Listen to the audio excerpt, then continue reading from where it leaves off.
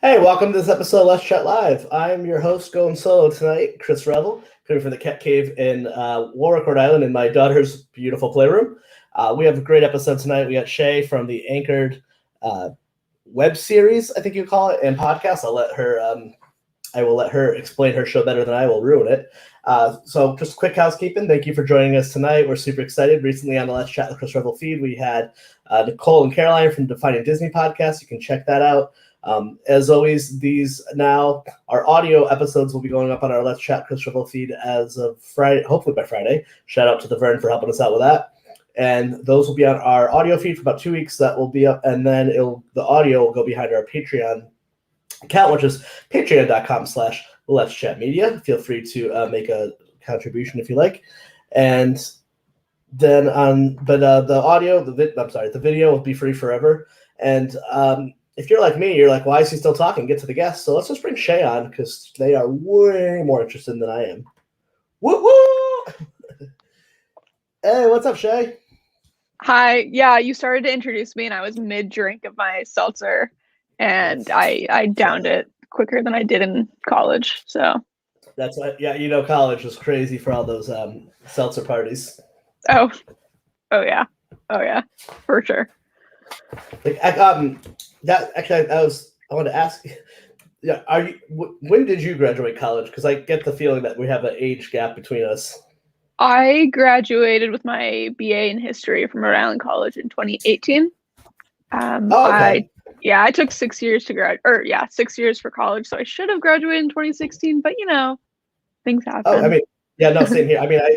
I failed out of community college in 2002. And then I took classes, and then I started again full time when I was like 20. I graduated when I was 24. So, but same thing. I was on the on and off path for a long time, as well. This is I'm super excited to do this because I actually can pinpoint the moment where you came on my radar. I was watching Caitlin Howell's Pachakacha. Yeah, I'm so sorry. Pikachu. To anyone. Yeah, I always get that wrong. I'm presenting at one next month, and I get the name wrong every time. It's been really hard to tell people about it. I'm like, Pachikachu. And I remember I was like, no, Gary Bliss was talking because I work with his wife. And someone's like, aren't you that Let's Chat guy? And I'm like, who's this person? I like them. Oh. And then I stalked you immensely and then found out that I ended up really loving all the stuff you've been doing. And I was like, this seems like a kindred spirit of mine. I need to become their friend. And that's why we're here. That's why podcast exists. So for anyone who doesn't know, local or not local, can you explain to the good folks at home watching or listening what Anchored is? Anchored is a roadie-themed late night style low sodium option for the Ocean State's sea saltiest opinions, and then the podcast is a roadie-themed podcast style low sodium option for the Ocean State's sea saltiest opinions. And it's really a way to talk about the things that are happening in Rhode Island in kind of like a late night style way, and not quite towing the line kind of as others do in the state when it comes to comedy. I found that a lot of people really don't want to step on toes here. That's all I want to do. Because they grew up here and they know too many people, or there's just a history with people. And so myself and my co-host Elise Swearingen, neither of us are from Rhode Island, and she's been here since 2006. I've been here since 2015, and we're just going for it. We're like, oh, what is there to lose?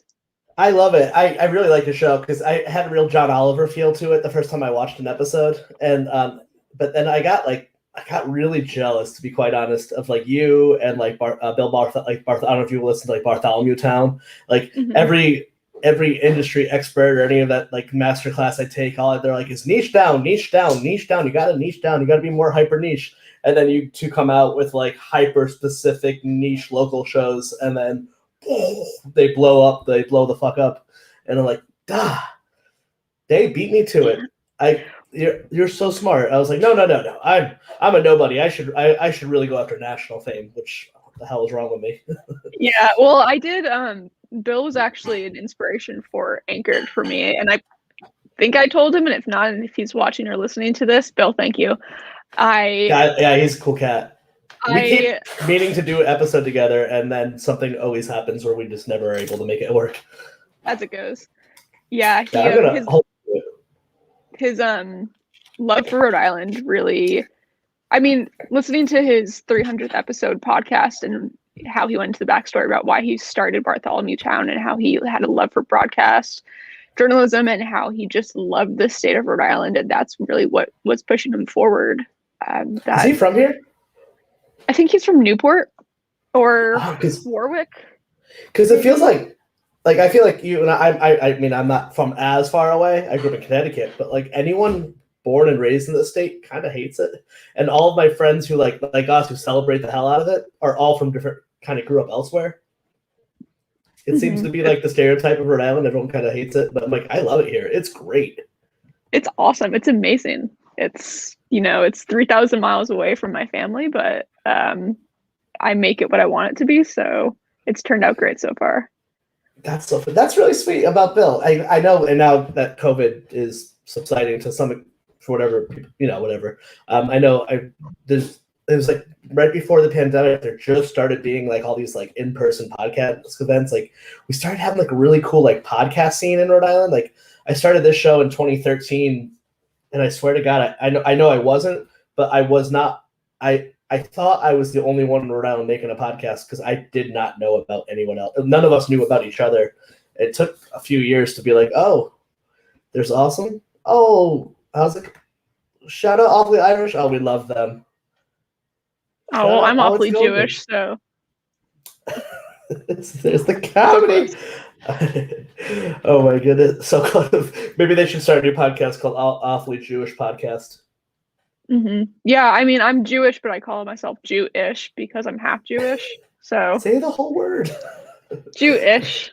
Ish. Yeah, it always makes me think of Spaceballs. Like she's a Drew-ish. But yeah, it's so nice. And then like we were just starting having all these like meetups, and like I was like, oh my God, there's other people doing this. And then the pandemic happened. So I know hopefully there'll be something soon in person where we all can like have an excuse to hang out and be like, Bill, thank you. I don't understand how you do what you do. I truly have no idea. Like probably a lot of coffee. It's exhausting. Yeah, that's what I imagine.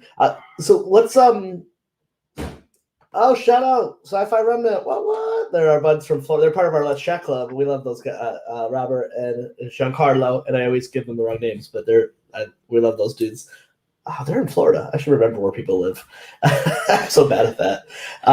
So what brought you from Washington to Rhode Island? Rhode Island. Well, I was at my fourth college. It's a fun story. It's a long story. I was at my fourth college, and I was in the state of Washington. And if anybody hears the rumor that seasonal depression is just a side effect of living in Washington, it's not a rumor. It's really true. And I was not feeling it at all. I grew up in Washington State, and my first semester of college, I went to University of Arizona in Tucson, and I didn't like it there. So I moved back to Washington, went to Central Washington University, didn't like Ellensburg because the biggest thing in that town is the Fred Meyer and the state rodeo. So I went home to community college. I got my AA, then I went back to school at Western Washington University, north in Bellingham, kind of near the Canadian border. And I just realized I really wasn't happy. And then I had a friend out here in Rhode Island, and she kind of just said, well, why don't you move out here? And I was at a point in my life where I said, yeah, why not? And I told myself it was no different than my friends studying abroad.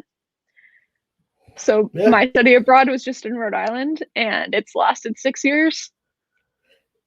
That's so cool. I love that. Yeah, I also went to a lot of colleges as well. I think your story is speaking so much to me. I'm like, yep. Failed out community college, went to tons of schools, eventually somehow graduated, and then like never again.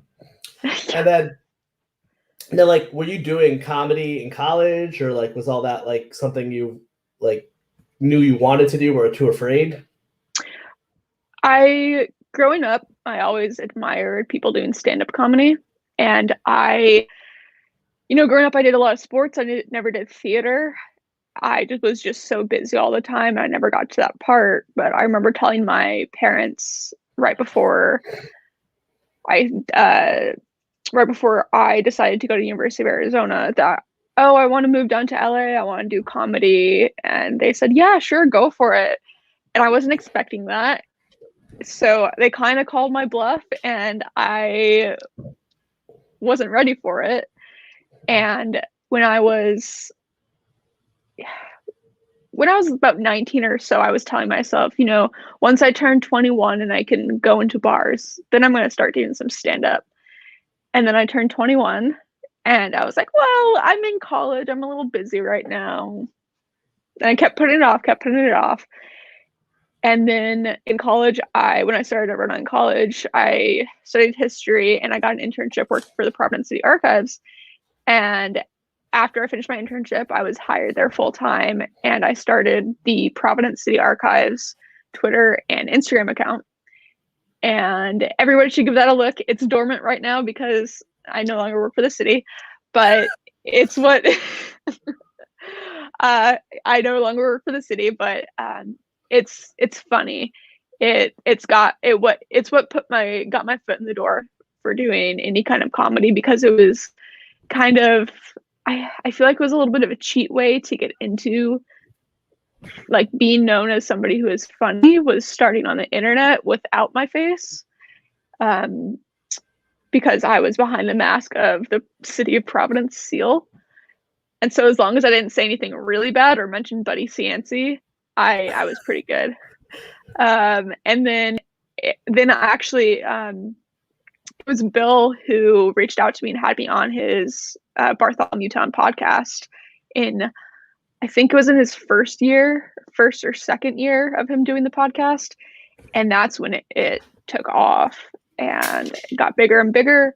And then I did some Pachacachas, and that's when I met Travis Escobar, who was with Millennial Rhode Island, and then he had me start Millennial Rhode Island. And then I met Chris Parisi, who is also a part of Millennial Rhode Island, and I like to say that he recruited me as if I was an athlete. I was on varsity golf and I won most improved all the years that I was on there. So I wasn't like really an athlete. Yeah, sure. So this is like my dream of being recruited. And then I started working for Trailblaze Marketing under Chris, and that's when Anchored kind of came to be a little over a year later. I love that, because I can 100% relate with what you're saying with that, like, oh, it's not really doing that thing because it's on the internet. And like, I mean, to me, at least at this point, to myself at least, I'm like, this count to me, this is meeting someone. But like, I've known so many people who are like super funny, but like I love comedy. Like, I'm a huge comedy nerd, but like I don't have the urge to do stand-up, but I like being funny in conversations or like doing a podcast or like something, but I don't think I can just get up and do stand-up. And Twitter is, my God, one of the strangest places to be hilarious. And there's just such a niche to it. Like, and like obviously Wendy's is probably the most famous for having the best Twitter account for a company. Mm-hmm. Oh my God, like the sass that they throw is just, it kills me. So good. It's so funny. I mean, especially nowadays with Twitter. Like, I remember years ago, I remember interviewing someone for Let's Chat with Chris Revel, that they were like just graduating Brown, and they had like a Twitter account called Guy in Your MFA, but that was like what led them to like end up working in, like, now she's working, her name's Dana Shorts. Now she's like an author and she's writing for like She-Hulk and stuff like that. But it was just from like kind of the same thing. It was like a college kid going to school for something completely different, but secretly wanted to be a comedian. But I don't know. It's fun. I mean, I feel like we all do that. Like, you kind of trick yourself into doing stuff. You're just like, yeah, all right, well, you found your way. Yeah, you kind of find your path, and I didn't expect to find mine. I wasn't expecting the way things to happen for myself the way they did, but I was like older too. But like, I totally relate with that. So you work for Trailblazer Marketing? Mm-hmm. So I work for Trailblaze Marketing. My title is content creator. So I also do. That's a job that did not exist like 15 years ago, and 10 years ago, people were making fun of it, and now I'm like, God, Right. Just, If you could just have missed told the me when I window. was 18 that I'd be doing this at 27, I would. I feel like, yeah. You're like, I'd be what? like, no What? way, no So, way. did you see Bo Burnham's special? No, I haven't. There's a song about content that is perfect. The special as a whole is kind of sad, so I find I like to watch pieces of it rather than some of it is just like a little too hard for me. I'm like, I totally been there. I don't want to feel that again. Too close to home. Yeah. I work in behavioral health too, so like sometimes anything like entertainment about depression and stuff sometimes is like not fun. I'm like, I hear about this all day. I need the complete opposite. Unless it's Too like close to WandaVision, and I'm just like, let's just cry our eyes out, everyone. Let's just go for it. Exactly. That's so cool. Yeah. So God damn, I already hate you because you figured out how to do everything younger and get paid for it. It's the generation. It's definitely the generation. No, I'm just kidding. That's awesome. I think that's wonderful. And like, I mean, because I thought like, I remember when I first found Anchor Show, like reading the title, like I took a class through PRX last year for the podcast, which helped me out a lot. And like, how description, we did like a whole class on like descriptions and every word. And I was like, just reading the description of the Anchored Show before I even watched it. I was like, oh, these people put in work. Like you could just, I feel like at this point, I feel confidently. I feel like I have a good eye or ear for like what I like or for talent or whatever. Like but I remember even seeing it, and I was just like, within 3 seconds, you can just tell. I'm like, these people worked hard. Like it shows. Yeah, it really shows. Like, and I got such a John Oliver Daily Show kind of vibe to it. But like, so growing up, who are your comedic like influences, whether stand up or TV or music or whatever? Eliza Schlesinger. Oh, she's funny. I love her, but I can barely say her name correct the first time. She is incredible. There's a bit that she does about boarding on an airplane, and if anybody's seen that bit, you know how quickly she talks, and she hits every single mark. And I didn't know if I wanted to be her or be with her, but I can confidently say I also wanted to be her. And that's something that I can't do both. Why not? That's something I can't do very well is speak well, if you will. But she just hits the mark in every way that I hope that I can one day. The first comedian, the first stand-up special I ever watched was Gabriel Iglesias. I forget what it's. Yeah. That was the first one. That was the very first one ever. And I love that. His voices. Yeah. Wow, it was amazing. But I tend to, aside from Gabriel Iglesias, I tend to only watch female comedians. And that's awesome.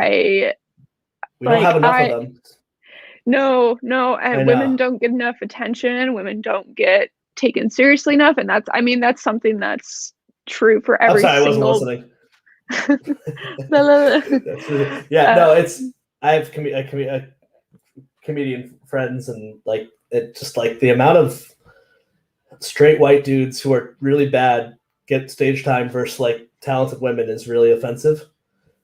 Yeah, shout out Seaball. He's one of our producer buddies. We love Seaball. He's part of our Let's Chat crew. Ball, if you're watching, who are your go-to comedians? He's a fellow comedy guy.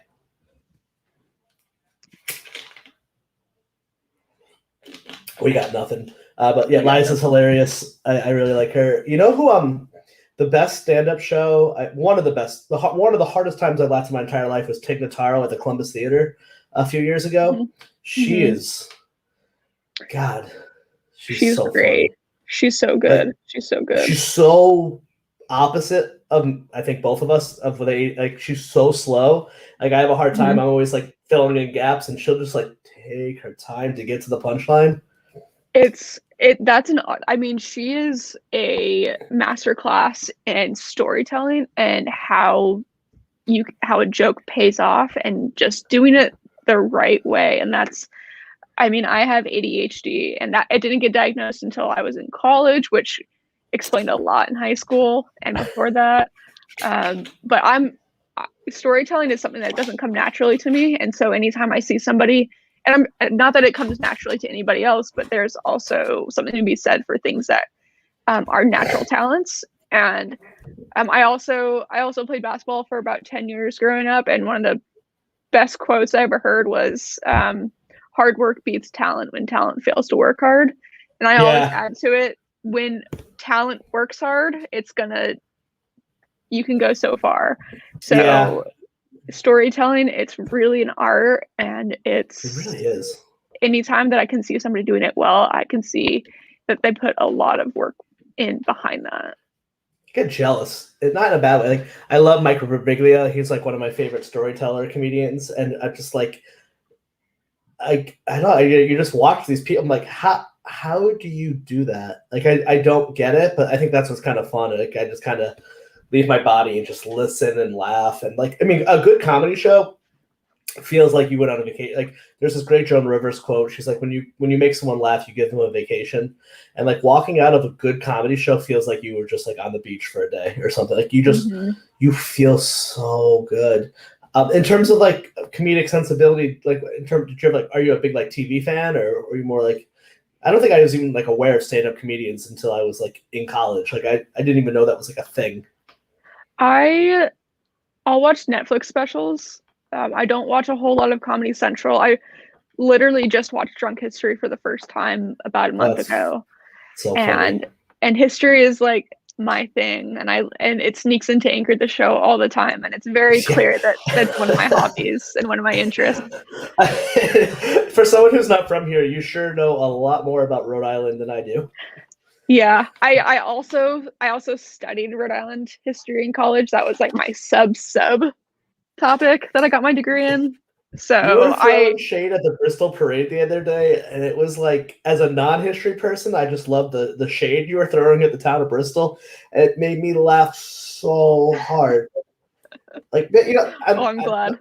I feel like that's the thing about the word comedian. Like, I guess I used to always, when I was younger, you think of comedian was just stand-up, but like, there's so many avenues of it. Like, I would confidently say that you're a comedian even if you don't do stand up. Like, I mean, there's plenty of comedians who are just like write, or just they write, or like, you know, like maybe your comedy voice, well, your delivery is really good too, but like your writing comedy is pretty on brand. Thank you. Yeah, it's having the show be pretty Rhode Island focused helps in that it's not too broad, and making jokes that are kind of inside Rhode Island inside jokes for the people, for the audience we're trying to hit Rhode Island.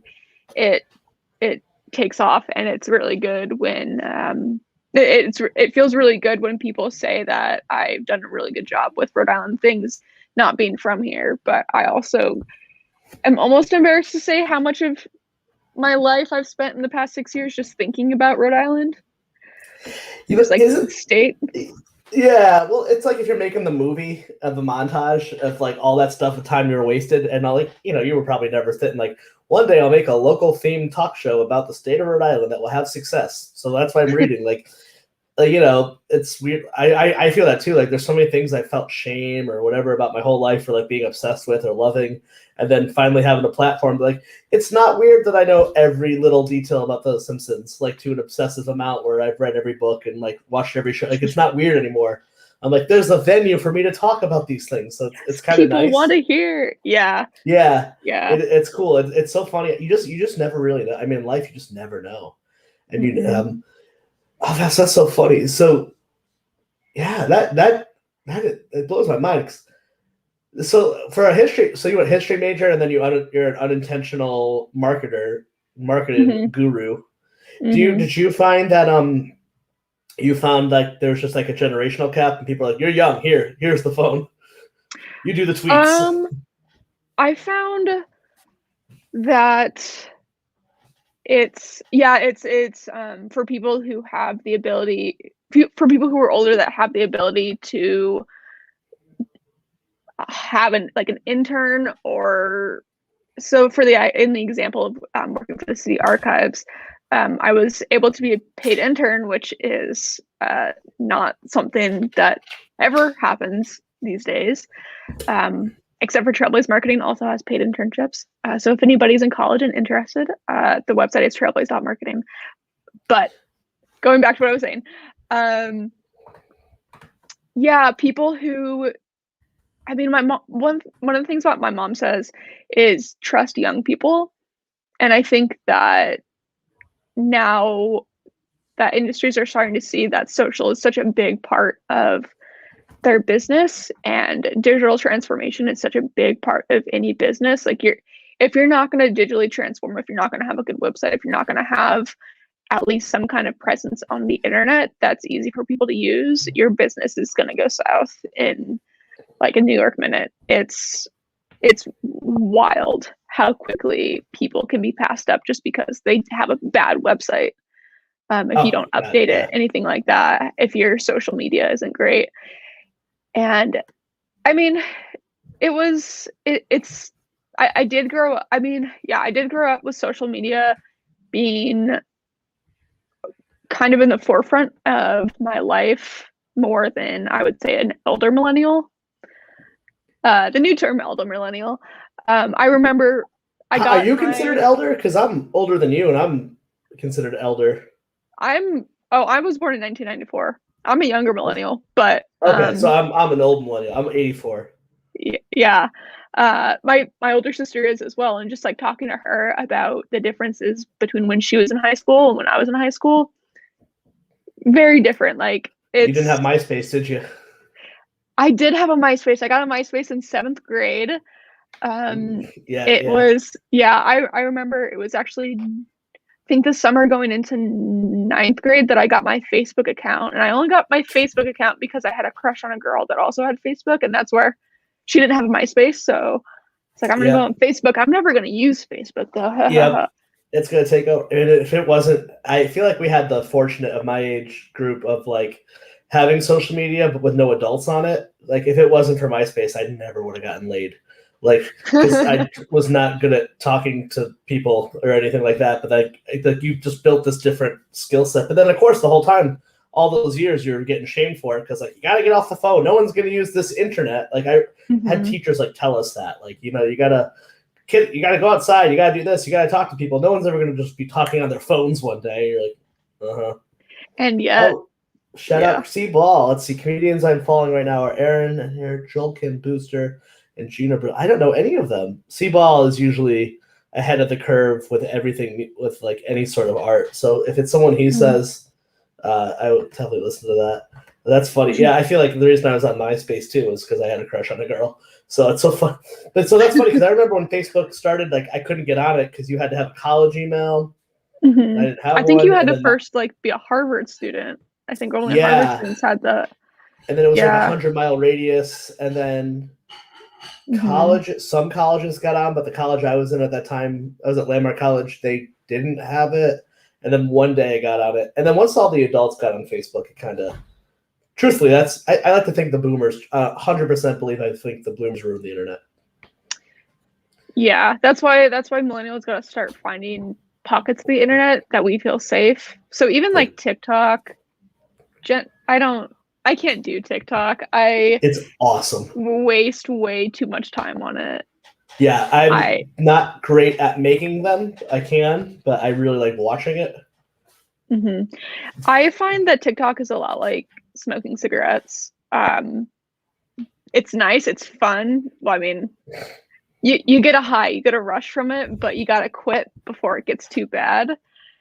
And it's TikTok is smoking cigarettes. And just like smoking cigarettes, I did a little bit at first, and then I was like, this is going to get really bad. So had to quit cigarettes, quit TikTok.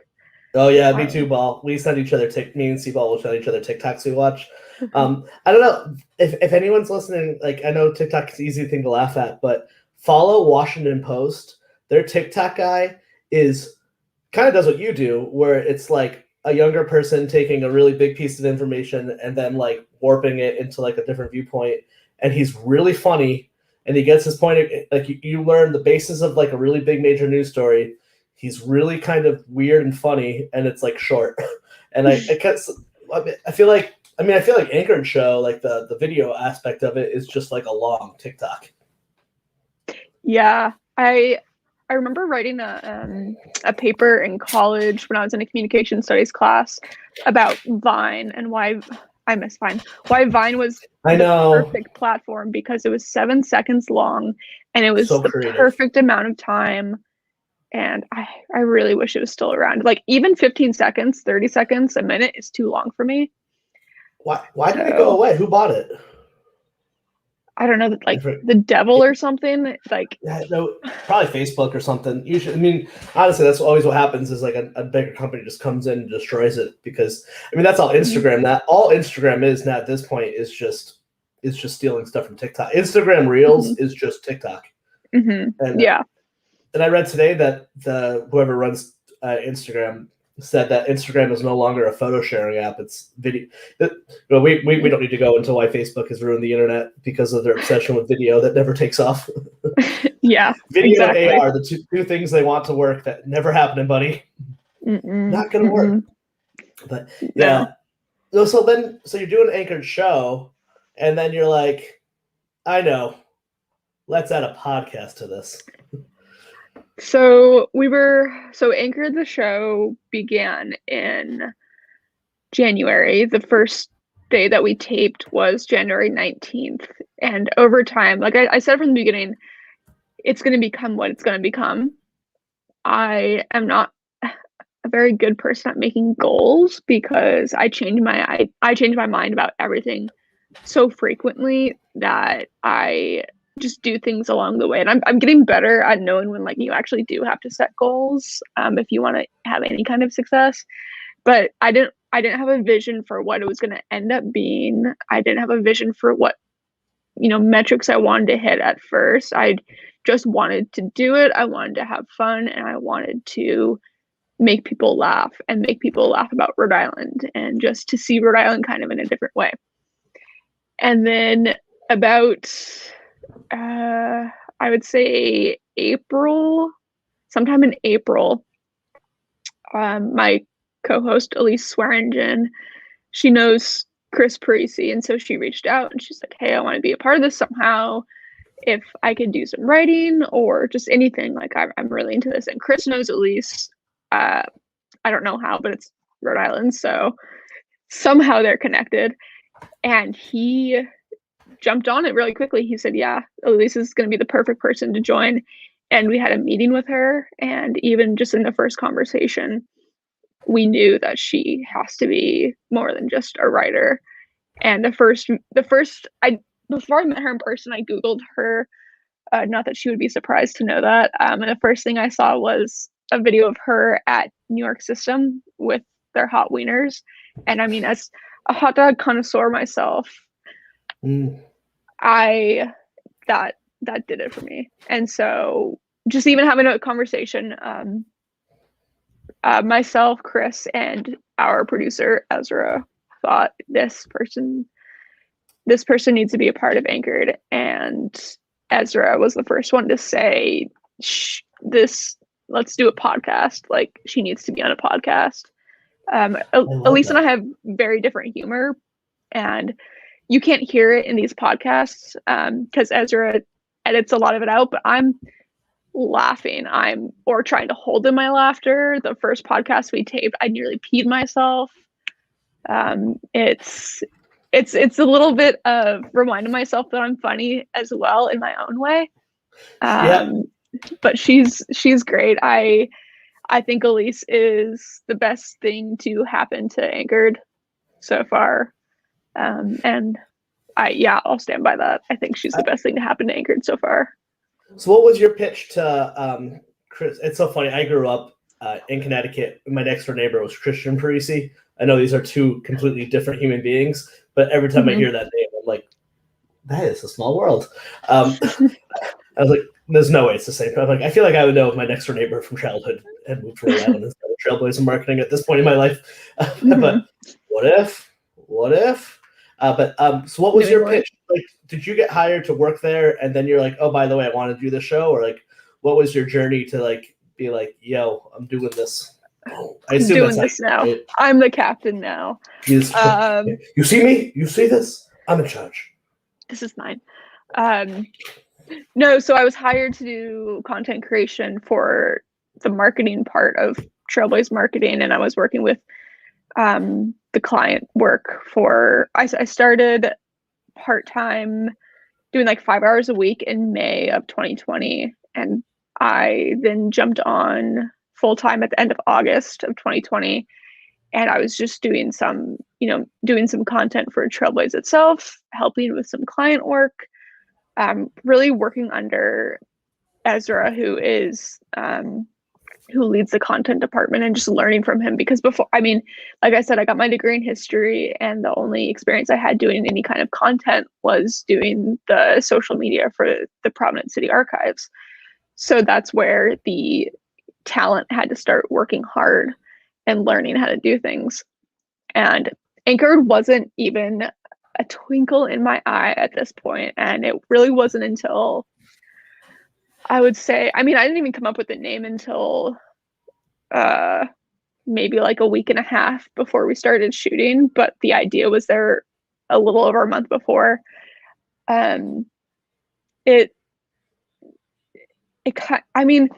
ADHD, you have ideas very quickly, and if you know that if it's sticking around for more than a week, it's one that you need to hold on to.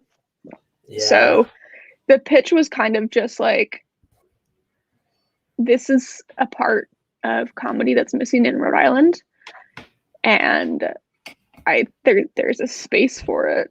Oddly enough, Rhode Island, for such a small state, my God, the hyper local news media is ridiculous, and I mean that in the best possible way. Like, we have so many AM like talk radio shows that for a state this big, it's kind of surreal. Like, we don't even have that much of a population to sustain the amount of like news that we have here, but it's incredible. So you're totally right. I think you're. God, and I think, obviously you're right, because it works. Yeah, it was just like it was something that could be done, that we had the ability to do, and Chris and Ezra both, they're both people that encourage people to grow, and for people to learn, and for people to that's terrible. Do awful. We hate that. Yeah, we don't like awful that around bosses. Here. Oh yeah, that is. What's your producer's name again? Ezra. Ezra Winters. He does all the technical, the stuff that looks impressive. I just do the writing, the showing up, and the getting in front of the camera. Okay, but I feel like, I wonder if I've ever come across him. There's like, and What Cheer Club would always have the meetup, so like you meet a lot of those people. He did do a What Cheer event in February. Online. The name sounds super familiar. I also make it my business to find anyone who's related to new media in Rhode Island and be like, come join our group. Please hire me. Yeah, it's really great. Just having the opportunity to learn under both of them.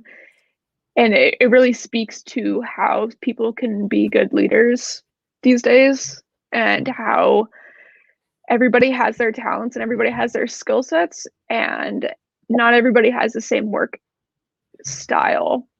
And so it's about finding that and tapping into that. And I actually had a really, really great conversation with Ben DeCastro a couple months ago when I was on his carpooling with Ben, except for not in a car. We were actually over video because pandemic.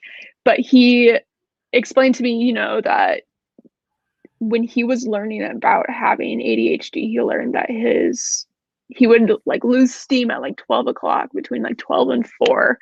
And he had a boss that understood that. He's like, you know what, work the times that you can work. And it's about, doing your best when you can, but it's not about pushing people to fit into a box. It's about working with people to see how their strengths can elevate different parts of your company or your business or your hobby or whatever you're doing, and using everybody's skill set. And I love the Strengths Finder. I forget what business company does it, but it's a Strengths Finder. There's like 32, 35 strengths, and instead of telling people where their weaknesses are, they rank their strengths. And so my top strengths are woo, which is winning others over, communication, includer, adaptability, and there's one other one that I forget. But it's really, if you own a business and you have employees and you want to see how you all work well together, definitely do Strengths Finder, because that's how you can know where people are like a best fit within your organization and how everybody can be happy. I'm glad you said that, because I do run a small business now, like with Let's Chat Media, and I always say I unintentionally turned this. The short version is I started this as a hobby in 2013, and then before my daughter was born in 2017, I was like around that time, my wife had a very traumatic birth and almost died, and then I had some PTSD and life sucked for a while, so I tried to quit. Pretty much did quit, but I got so depressed. I got too depressed to actually quit. Like literally, I like one point like wrote it all out. But so then, there was like a little bit of a hiatus, and then I kind of came back to doing it again, and then needed some more fulfillment. And then last year I brought in my producer and business partner Bree. So end of 2019. So all of a sudden this like hobby that I thought was slipping, I kind of thought I'd let slip away, came back to me in the most beautiful way, and then has then kind of. I always say that I started a podcast, but when I brought on Bree is the one that kind of made this a brand. But like at no point in my entire life have I ever wanted to be an entrepreneur. It was never anything I was like, I don't like business. I'm a fan of like steady income, steady jobs, steady paycheck. So this was not the plan. And but I brought in Bree, and then we started having like a team because we didn't have budget, but we had time. And I think I would assume that woo was probably one of my strength as well. As you said that, I was like, I can relate with that. And like, but like I was finding myself and like people like asking me stuff, and I'm like, I don't want to be in charge. And I realized it's because like I just didn't have any management style skills, because I've never had jobs like I've been like a supervisor and stuff. And everything worked out, but now I'm like kind of taking things way more seriously. And like as you're talking about the strength thing, I was like, I think that's what I need to do. I do have this too, like with the ADHD. It's like I can get really hyper focused and really great at the things I like to do, but there's an aspect of something I don't like to do, especially when it's not your job.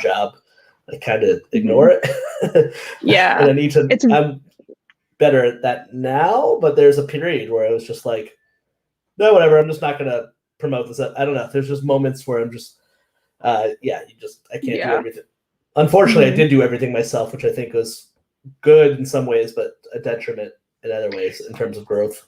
It can for sure lead to burnout, and I mean, two minds are better than one. If you have more people doing things, and it's always a strength to have more people on your team. I mean, I have a friend who she started a podcast, and I think she only had a couple episodes in, but she quit because she didn't have the support. It was just her doing the whole thing. One woman show. Amount of work. Yeah. Yeah, most podcasts don't make it past episode 20. We've when we first started this version, this arm of our Let's Chat stuff, we would book people, and we're like trying to find new podcasters, and we'd book them like a month out, and then their show would end before they would even come on the show. Which I don't blame people. Like I look back at myself, I'm like, I don't know why I had that. Like I mean I literally like every aspect of the podcast after my co-host quit within the first few episodes. Like literally every little thing, I got like this weird obsession where everything had to have my touch on it. So like if you were reading about it on social media, if you're listening to it, so like, every little detail. At this point now, I've taught myself a very valuable skill. Unknowingly, I had taught my skill that people pay a lot of money for. And now I'm like, it's actually kind of fun. Now I get paid to like produce for other people, and it's like a dream come true. But I look back now, I'm like, what the fuck was I thinking? Like, why did I think I should be like, all right, I'm going to book a guest. And then I was like, and then I got to a point like, but then I want to talk to like famous people. I don't know why I should do that, but I'm still going to try. And then famous in my world, so I wouldn't say fame. And then I'm like, all right, well, I got to edit it. I got to promote it. And oh my God. But I think that's part of led to the burnout with all the other stuff too. It's just like, I don't have the energy anymore. Like I just, like one episode that was getting like 10 downloads was taking me like 20, 30 hours of work a week. And I still did it for some reason. Yeah, it takes the spark away pretty quickly when you see numbers and like the internet makes us feel like if we don't have 1 million views, then it's not successful. But success is relative. And if you're getting, 10 downloads, like, well, who are those downloads coming from? Those are coming from people. If you consistently get those 10, then you have 10 people.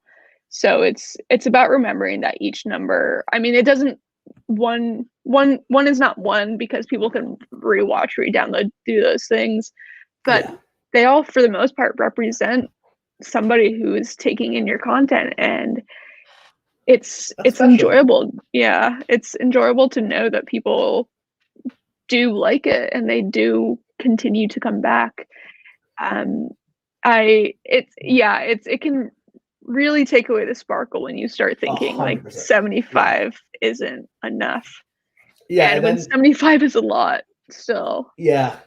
And then also too, like up until you hit a certain number, like your numbers truly don't mean anything until you have a sponsor or you have like an agreement. You actually have to this is like pull up Chad. Oh, we love Chad. But yeah, like your numbers, like, so if I put out, if this episode gets 10,000 views, which would be awesome, fiscally nothing changes for us because I'm not part of any sponsorship program or anything. So like, but if it gets 1 view, there's a period of my life I'd like beat myself up over that. I'd be like, man, dude, there's 2 million podcasts. There's so many things. The fact that you can even get 1 person to even care about you, pretty cool. We have a great comment from one of our good friends, Chad. He's actually Chad's local. He has Turtle Rocket books. He's a sci-fi author. So shout out Chad. I was on the first episode of this guy's podcast, and he ended up being successful. But I initially like, oh, Chad, you picked a unicorn, because this is how far I've come into my podcast career. Like, I probably will not do someone's podcast if they don't have 20 episodes, because I've been on a bunch of them that then ended before. I've guested on a podcast where the podcast fell apart before my episode released. So I'm like, come on, man. But isn't that what we all want, is like the unicorn? Like, we all want to find someone like before they blow the hell up. Well, I guess we should follow Chad. I don't know, I feel like I should be following you. You'd be like, you figured it out. I like to think so. I hope I do. I still think it's touch and go every time I wake up in the morning. I'm like, is today the day that I decide to go off into the woods? And for me, the woods is Dexter Park, which is right behind my house. So Providence? Yeah, I'm on the West End. I'm not anymore. I started this podcast on Wood Street. Oh, beautiful. Yeah, I'm right off of Westminster. Yeah. I lived in 36 Wood Street for a very long time. I lived in Willow. Then I lived in the South Providence, and now I have a daughter, so we had to move to Warwick because the Providence school systems are terrible, and I needed land. Yeah. I love. Yeah, I have friends. You're in my old neighbor. I love that neighborhood. It's my favorite part of Providence. It's the best apartment. That apartment was garbage, but the neighborhood was beautiful. Yeah, it's great. I've lived on the east side. When I first moved here, I lived on the east side for a couple years, and then I lived on the West End for about 4 years, and 10 out of 10, 100% of the time, we'll pick the West End over the East Side. Yeah, me too. Any day. Yeah, absolutely. It's my vibe. It's my people. My friends still live over there. Like, if I ever, the day we make the documentary, I'm like, we got to stay in front of the house. Because I remember recording the very first episode of Let's Chat was with my old co-host in my kitchen. And we did it wrong because we had 2 separate laptops with 2 separate microphones. So we picked each other up. So that one got tossed, obviously. But good. Yeah, the first real episode was recorded in my bedroom. Oh God, this makes me so nostalgic. But you know what's funny too is that like everyone, I feel very fortunate to be in that position right now. I get to talk to the people I've like looked up to. I have become like loomed so large in my life, and then within seconds, you're like, oh, they just wish they were somewhere else. Like even like I love comedy. Like I love Chris Gethard. He's one of my favorite comedians, and like I'm like, oh my God, I can touch Chris Gethard. Even Chris Gethard's like, yeah, but I wish I was Conan. And even Conan's like, I wish I was Carson. Like, I guess if you ever get happy is when you know that you're doing something wrong. Yeah, is once you want to stop growing. Yeah, is when you. Yeah, I think like I think now like I post this online so I could say it. So like Bree and I, we just actually today, officially, we just submitted our pitch to Stitcher Media, which is like, really big deal. But like 5 years ago, I'd be like, I would die to be the person who even just gets the opportunity just to knock on the door.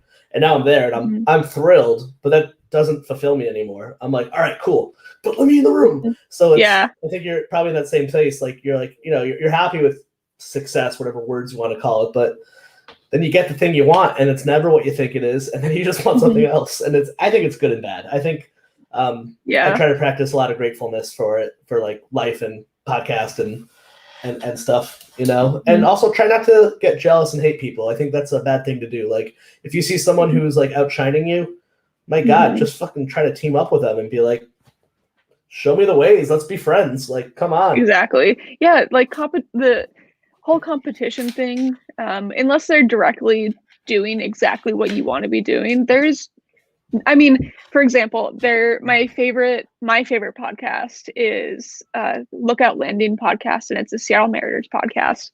And actually, it was funny, you were saying how like your audio was garbage your first episode. They had some audio issues either last episode or the episode before, but I listened all the way through still, just because I love the content and I love the hosts. But before I started the podcast for Anchored, I reached out over Twitter and I was like, hey, you're my favorite podcast, and I was just wondering if I can ask you some questions about how you do your podcast. And they were more than happy to help. And I love that. It's really like it's about community. Like the internet, it can be community. It's about being engaged. I mean, the reason that metrics are known as engagement metrics is for a reason, because engagement means you need to engage. And so you should engage. Yeah, because you can buy followers. Yeah, because you can buy followers. And companies actually don't look at the numbers anymore. It's more about like, I forgot what it is. Like you can speak more to this stuff than I can. But like I know, like, but they're like, the reason someone like me, maybe not me, my brother and me or something like that can like sustain a career. It's like, they're not household names, but they have, I think it's like an old music industry adage, like you get 100,000 people to give you $100 a month and you can sustain a career. And like there'd be Twitter numbers, like they're kind of BS. Like I've had people on with like millions of followers, nothing came out of those episodes. And I've had people with like a solid following but they're just super engaged, and that's kind of what you want, and I think that's kind of what you're after as well. Like I want you to listen, I want you to talk to me, I want you to reach out, I want you to donate to us, I want you to buy merch, I want actually, who we kid, I don't know about you, I have a real hard problem that sometimes my ego gets too much in the front, that really all I want is like, I just want you to praise me the entire time. Money's fine, but just tell me you love me, please. Yes, please. Please. Yeah, I mean, praise does feel good. I won't lie. We're talking about that therapy. It's healthy. Oh yeah. There's no holes. There's no holes inside of me. I'm fine. I'm good. You need to switch therapists when they stop telling you what you need to work on. Once you feel like you're a perfect person in therapy, it's when you need to seek a new therapist. Yeah, and I do EMDR therapy, which I found unintentionally, which is like, it's called eye movement desensitization reprocessing. It's the closest thing to woo-woo world that I jam in, and I promise you, it sounds like it's all BS, but it does work. It's specifically usually used for people with trauma, but it's like when your eyes are in rapid eye motion, it suppresses the part of the brain that like really essentially like sleep or whatever, that lets you like someone work through a trauma or whatever. So it's pretty crazy. It's super woo woo. It's very like similar to hypnotism. It's insane, but like, and as you said that too, I was like, I can think of many times I've walked in there, I'm like, guys, I'm like, John, we're done. We figured it out. And he's like, let's just get the buzzers out, see what else is down there. Like, all right, let's go explore the old childhood subconscious. And then by the end of it, just like bawling my eyes out, like, I guess not. Shit. Well, shit, now I remember the time I tripped in front of my whole kindergarten class, and that's where this part of my trauma comes from. How did you know about that? I've been stalking you. I would. It's not the worst too. It's like some people are like, I want privacy. I'm like, yeah, I'm gonna put way too much out there and get mad if nobody looks at it. Yeah, I mean, the more that I put out there, the less I feel like I have to tell people, because then my mind just says, hey, if you don't know about this, you're not doing a good enough job Facebook stalking me. And then the better, the more you get known, the less people you actually know pay attention to what you do. I think that's the sign of success, is the less that your immediate like circle gives a shit. Like, they're still supportive, they still love you, but like my wife doesn't listen to almost any of them. And that's, once in a while she'll pop in for like, this is really special to me. Or my family, like I just saw my family there for like, we had our big family party for the first time in like a year and a half because of everything. My last chat didn't even come up once, and that's kind of like, you still doing that radio thing? And that's awesome because it gives you that freedom of being like, I can say whatever I want finally. Yeah, amazing. There was a woman who I'm connected with on LinkedIn, and when I posted the thing for Anchored back in January or so, I think I posted on my LinkedIn, she said, "Oh, you're always up to such fun things," and I was like, Yeah, I didn't just spend all these hours like crying in bed, thinking like I'll never make it, and then okay, fun things, perfect. Yeah, sure. You don't have to know about my my mental health issues that I've tried to hide from the world. Yeah, exactly. Yeah, this lamp, it's helping me. This light lamp. I hate that too. You put like one like post if you're doing something fun on Instagram because you went to the beach once last summer. Like, oh my God, Shay, you're always having fun. You're like, I was in Butler for like 6 months. Thanks. Yeah. I actually work at Butler, but that's usually when people come see me. Oh, another comment from our boy Chad. My wife doesn't read my stories either. Oh, I made fun of her lovingly in one of them just to make a point. See, but Chad, I think you get it too, because like I have friends and family too, where their partner was like had some important clout within certain communities, and like my friend Amanda is married to our friend Jeff, who played in Folly, which is like a really important band to like me and my friends and like our punk scene. And she's like, yeah, whatever. Or like, she's like, yeah, it's cool. I can't listen to him anymore. I think that I don't know. I'm like from doing interviews over the years, I found the people that like I talk to, the healthy people I meet who make the art I love, is that their family does not care very. Like I remember interviewing early on, getting to write an interview a Simpsons writer, and his son like legitimately just hated the Simpsons. It's like, yeah, whatever, Dad, I don't care. His wife was like, yeah, that's cool, it's just a cartoon. I'm like, dude, you're like a hero. Like, are you kidding? But he was a perfectly well-adjusted man, like a healthy person. He's like, I go to work, I come home, I have dinner, like I have a normal life. It's just my normal life happens to be at Fox Studios. And, I think that's a good example of how all these people that are doing, I mean, Conan O'Brien, that Simpsons writer, Elijah Schlesinger, like all these people are actual normal people. Like they took their opportunity, they took their talent, and they found their opportunity. But all these people are normal people. So to the people closest to them, I mean, that can be as much as, my friend just starting an Instagram with 15 followers for their workout thing. Like it means something. Like everything means something to somebody, but these people are just people. And I wholeheartedly believe that. And I mean, I think it's also like how I see the world, and the fact that I wasn't raised in the South and I don't call people Mr., Miss, or ma'am, or sir. But calling people by their first name, everybody deserves the same respect. And I mean, until they lose their respect, but they're just a person. They're literally just a person. And it also helps like with your nerves when you like meet somebody who has like a name or a title. Once you demystify them, it makes things, it feels like a very even playing field. Absolutely. And then the flip side, I've also met people where that wasn't the case. Like they surrounded themselves with sycophants and yes men, and people were also like believing in that hype. And that, like a Kanye West type, I didn't meet Kanye West. I don't want to use names of people I'm thinking of specifically, but for politeness. But like, yeah, that's yeah. I don't know. and I don't think this goes for like fame either. I think this is everyone. Like it really, the people you keep around you really kind of, it kind of says a lot about you. Like the fact that like, you know, especially I think when you have fame and wealth, like you can get the Michael Jackson syndrome where like all of a sudden like the world bends to your whim, and or like Prince or something like that. Like that those people aren't healthy. And I've met people like that who aren't famous. So yeah. From my understanding, for the little bit I feel like fame and money, I think it just exasperates what's already there, you know. But I really want to get that chance for myself to find out. So I will take all the money and some of that and the fame while we're at it, so I can report back to you that it doesn't. That it yeah. You'll do the experiment. You'll take one for the team. Yeah, like I mean, I know that whole thing about that adage that money doesn't buy happiness, but there's still that part of me. It's like I know, but let me just find out for myself. Let me see. I think I'd be a little bit happier if my student loans were paid off. So yeah, I'm like I don't know. It wouldn't be so bad, like, you know, paying for my healthcare without having a heart attack every time.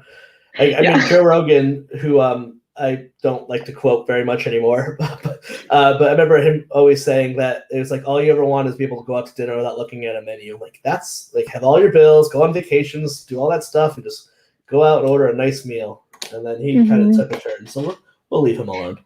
Yeah.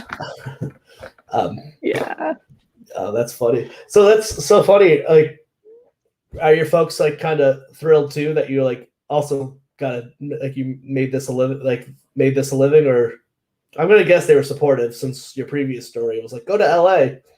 Yeah, they are supportive, and they whenever I give them a call, they'll tell me they either listened to it or watched it, or they'll ask me how it's going.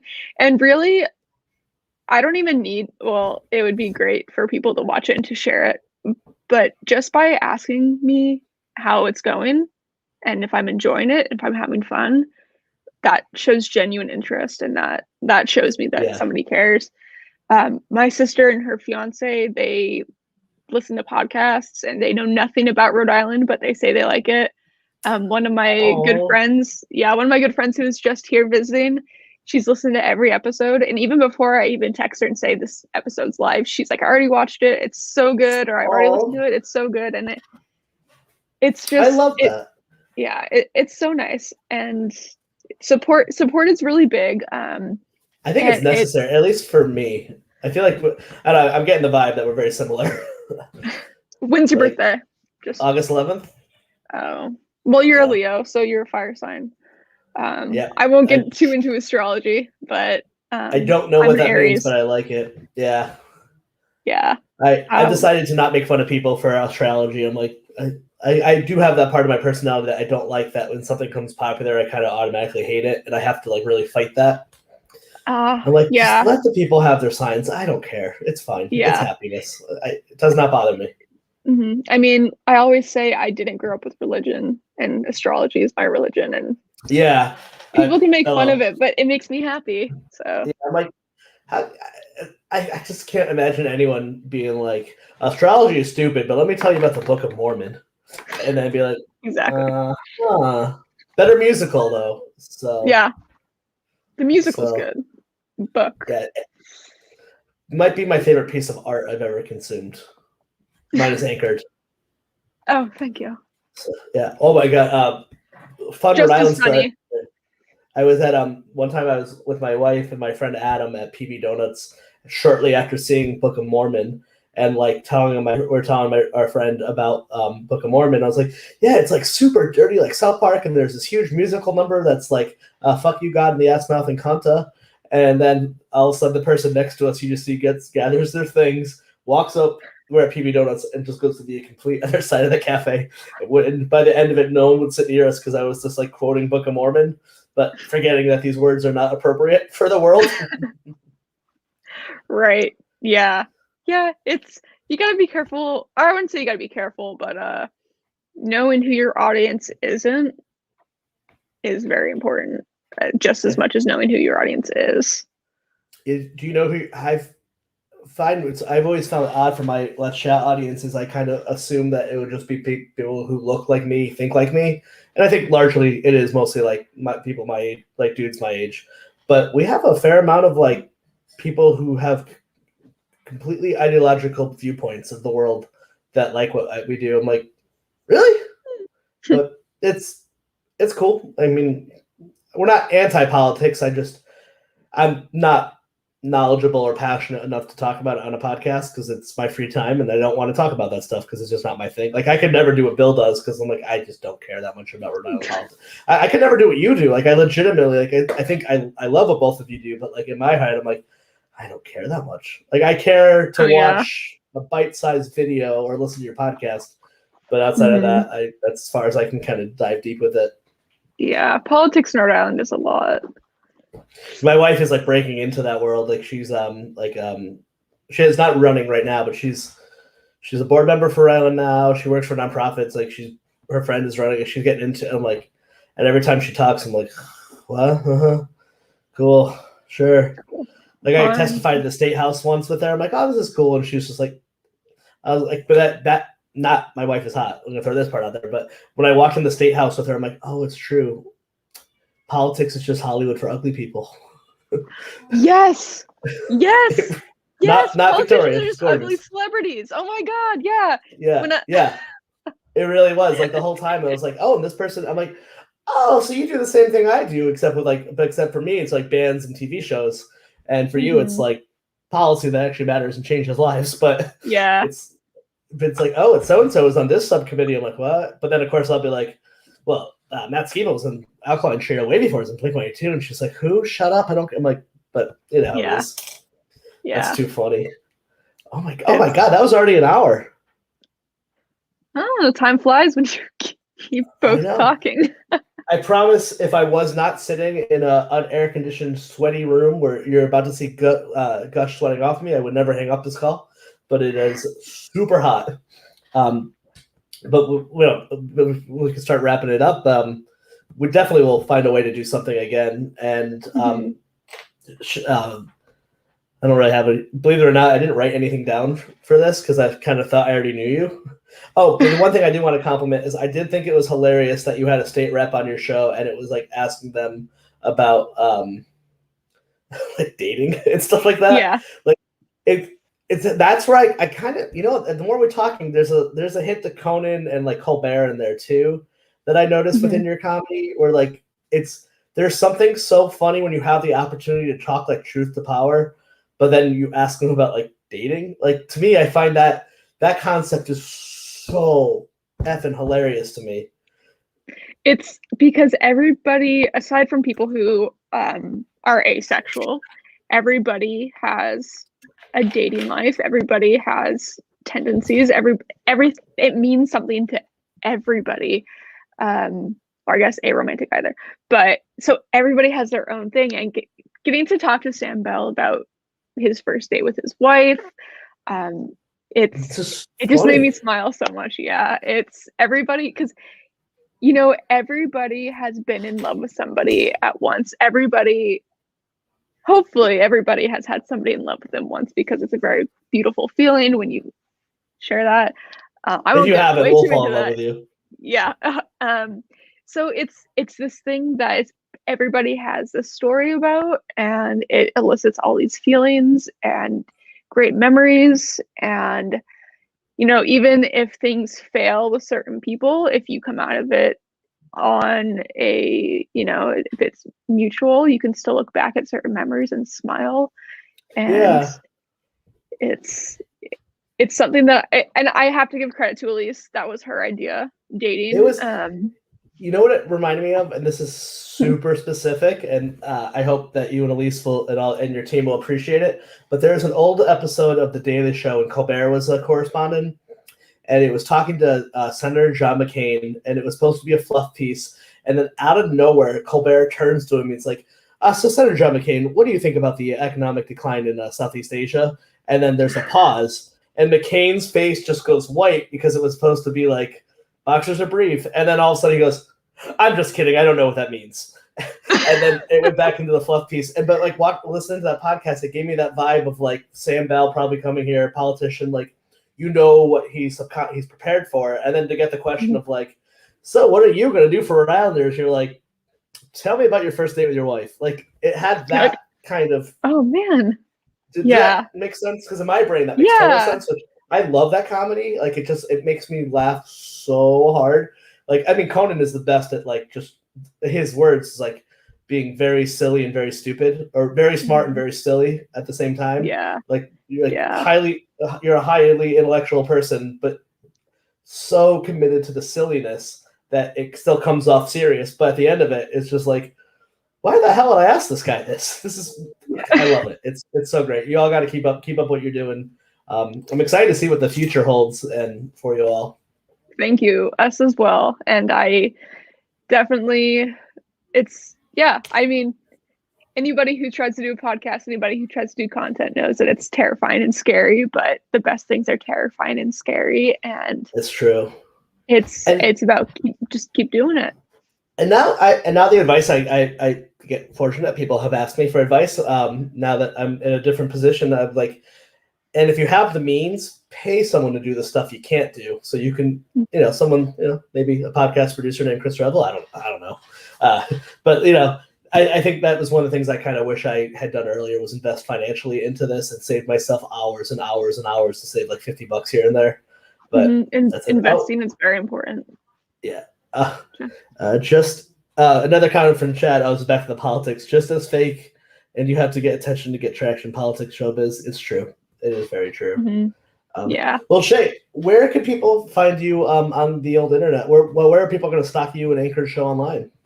So for Anchored, everything is at Anchored the Show. So Facebook, Instagram, Twitter, and YouTube. Our YouTube used to be with Under Trailblaze Marketing, and so our current YouTube channel, Anchored the Show, just has 2 videos right now. We're adding Elise to the video portion of Anchored, we are working on things behind the scenes. So we haven't done video content in about a month, but I promise it's coming back. So for Anchored, everything's at Anchored the Show. Personally, my Instagram is at Just Shayna Things. My Twitter is at Vanilla Schaefer. I don't have a YouTube channel. Yeah, I know. It plays on how white I am. I just love this so much. But yeah, that's where people can find me. Oh, excellent. Thank you so much. For anyone listening, you can find me on at Let's Chat Podcast, all the thing. Let's Chat Podcast.net would be our website. And make sure if you're watching this, give it a couple days and check this out on our feed, and then we have merch on our TeePublic store, tpublic.com/let's-chat-media, and Patreon, let's-chat.com/let's-chat-media. And peace.